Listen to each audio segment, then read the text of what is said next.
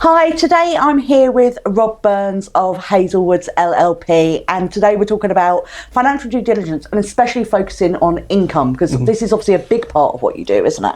Yeah, no, absolutely. I think, any buyer that's carrying out due diligence would want to get a really good understanding of the top line on the trading. That's the driver to the profitability. And that's not just the figures that appears on the accounts every year. No, absolutely. And I think it's just getting underneath the skin of that and really getting a good understanding of historical occupancy and what the projections are looking like. Obviously, in the early years sector, you get that in-year pupil growth.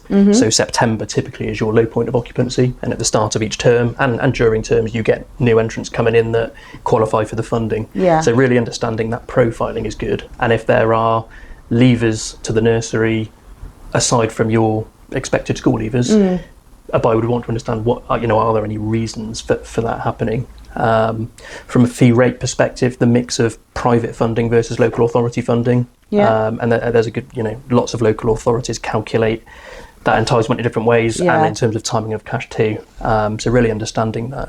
What we're seeing more recently at the moment, given the 2-year-old funding that's just come in from the start of April, is that certainly that's fueled demand for parents, and there's a bit of a mix of new pupils to the nursery that otherwise wouldn't have gone to nursery but for the funding, but even existing pupils that perhaps may have been doing 2 or 3 sessions a week, now that funding's in place, they're able to do 4, 5, 6 sessions a week. So actually understanding at the moment that driver, that's the expectation that we're going to see that increase in occupancy, and the challenge then is can the operators deliver that demand from a staffing perspective? It comes to staffing and everything else that comes with it.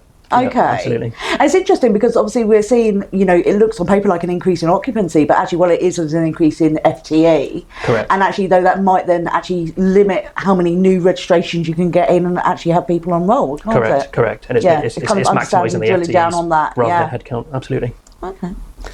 Well, I hope you found that useful. If you have any questions, please do drop them in the comments below, and we'll see you again soon.